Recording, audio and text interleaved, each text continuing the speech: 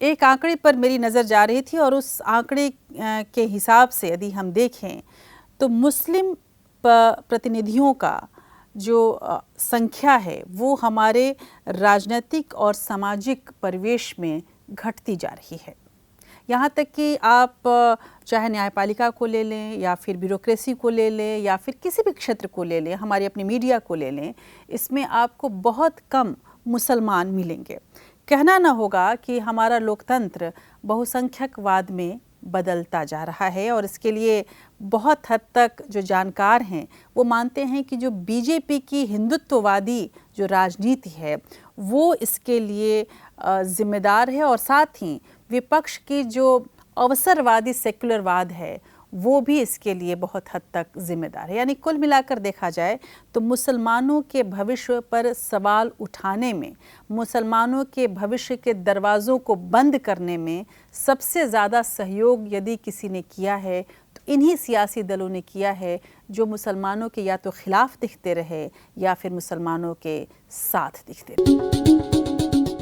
सारे जहां से अच्छा हिंदुस्तां हमारा, हिंदी है हम वतन है हिंदुस्तां हमारा। कहने वाले अल्लामा इकबाल ने जिस 2 राष्ट्र का सिद्धांत दिया था उसे 2017 में हिंदुत्व नाम की किताब में वीडी सावरकर पहले ही दे चुके थे। पूरी आजादी की लड़ाई के दोनों तरफ की सांप्रदायिकताएं गोरों की सरकार से अपने अपने फायदे के लिए समझौते करती रही और अंग्रेजों ने उन्हें बंटवारे का तोहफा दिया। हिंदुस्तान तो धर्मनिरपेक्ष राष्ट्र के रूप में आजाद हुआ, लेकिन नफरत की बुनियाद पर खड़ी सांप्रदायिकता ने महात्मा की बलि ले ली। आज सियासी पाखंड करने वाले दुनिया को दिखाने के लिए गांधी को फूल चढ़ाते हैं तो उसके बहुत से समर्थक उनके हत्यारे का खुलेआम महिमा मंडन करते हैं। गांधी और गोडसे को एक ही वक्त पूजने वाले लोग बंटवारे का जिम्मेदार गांधी और कांग्रेस को बताते हैं। इसी के आधार पर आजादी के बाद से ही एक और बंटवारे की नींव रखी गई थी। इसी विचार के तहत सावरकर का बंच ऑफ थॉट हिंदुत्व पर आधारित राष्ट्र की बात करता है और आरएसएस उसे अपनी विचारधारा का आधार मानता रहा है। हालांकि लोकतंत्र, न्याय, समता, समानता पर आधारित विश्व व्यवस्थाओं की वजह से सबका साथ, सबका विकास और सबका विश्वास का मुखौटा कभी उतारा नहीं जाता।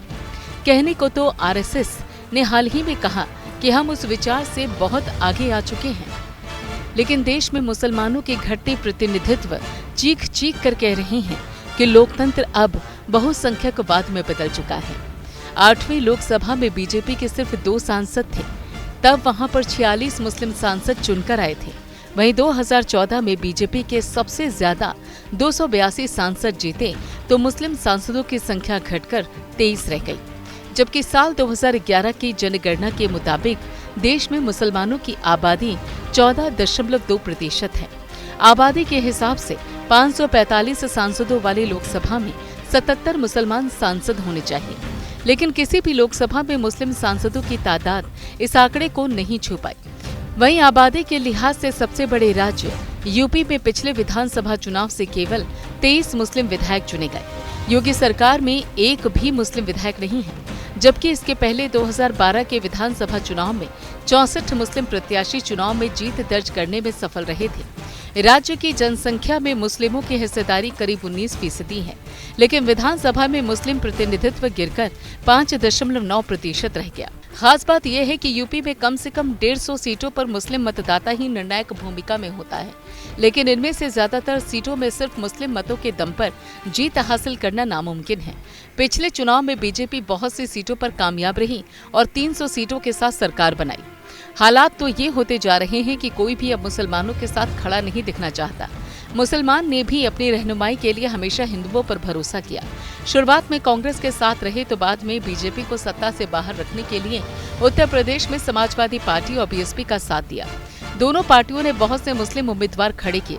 ऐसे में मुसलमानों ने टैक्टिकल वोटिंग की। पहले भाई, फिर बीजेपी हराई और फिर सपाई या बसपाई के फॉर्मूले पर चलकर बीजेपी के खिलाफ वोट दिए जाने लगे।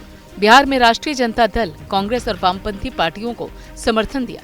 वहीं पूर्वी और दक्षिणी राज्यों में मुस्लिम समुदाय ने सेकुलर पार्टियों को इसी उम्मीद के साथ दिया कि वो इनके हितों की रक्षा कर सकेंगे। लेकिन दिलचस्प बात ये रही कि उत्तर से लेकर दक्षिण तक कई क्षेत्रीय दल विधानसभा चुनाव में तो सेकुलरिज्म का परचम लहराते रहे, लेकिन लोकसभा चुनाव के पहले या बाद में बीजेपी के साथ सत्ता में खुली या छिपी भागीदारी करने में भी कतई नहीं झिझके। बीजेपी ने मुस्लिम विरोधी प्रचार के जरिए इस कदर खलनायक बना दिया कि धीरे धीरे हिंदू वोटों का ध्रुवीकरण तेज हो गया। आज हालात ये हैं कि जातिवाद से जकड़े हिंदू धर्म की छोटी छोटी जातियों के नेताओं को पार्टी ने अपने दामन में डाल लिया। लिहाजा धर्मनिरपेक्ष दलों के दलित पिछड़े वोटों में इस कदर बंटवारा हो गया कि बीजेपी को मुसलमानों के वोटों की जरूरत ही नहीं नजर आती।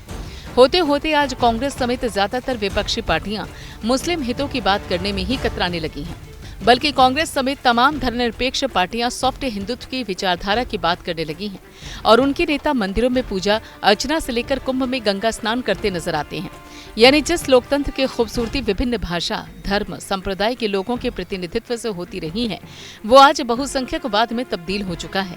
हालांकि इसके लिए सिर्फ बीजेपी को दोषी ठहराना भी सही नहीं होगा। आजादी के बाद से ही देश की संसदीय राजनीति में मुस्लिम प्रतिनिधित्व लगातार कम होता जा रहा है। जम्मू कश्मीर के अलावा पूरे देश में सिर्फ महाराष्ट्र के अलावा किसी भी राज्य में पिछले 4 दशकों से मुस्लिम मुख्यमंत्री नहीं बना। अब्दुल रहमान अंतुले ही आखिरी मुस्लिम मुख्यमंत्री हुए। हिंदुत्व की प्रयोगशाला गुजरात में तो कांग्रेस के जीतने पर अहमद पटेल के मुख्यमंत्री बनाए जाने की अफवाह पर पार्टी की हार का कारण बनी। यहाँ तक कि इस समय पूरे देश में मुस्लिम मंत्रियों की तादाद देखी जाए तो दहाई का आंकड़ा भी पार नहीं कर पा रही है। बिहार चुनाव के बाद सत्तारूढ़ एनडीए में तो एक भी मुस्लिम विधायक नहीं, न ही उत्तर प्रदेश से बीजेपी का एक भी मुस्लिम सांसद बन सका है। पिछले आम चुनाव में देश की लोकसभा में मुस्लिम प्रतिनिधित्व महज 4.9 रह गया, जबकि मुस्लिम आबादी करीब 15% है। हालांकि पहली लोकसभा के वक्त भी यही आंकड़ा था, लेकिन तब देश में मुस्लिम आबादी 10% थी। प्रतिनिधित्व न होने पर किसी भी समुदाय को रोजमर्रा की जिंदगी से लेकर सामाजिक सुरक्षा और न्याय मिल पाना संभव नहीं है और किसी भी समुदाय का राष्ट्र की मुख्य धारा से बाहर होना लोकतंत्र के कमजोर होने की निशानी है। सीधे शब्दों में कहा जाए तो बहुसंख्यकवाद देश के लोकतंत्र के साथ देश की एकता, अखंडता के लिए भी खतरा है। अंशुमन त्रिपाठी के साथ ब्यूरो रिपोर्ट, APN।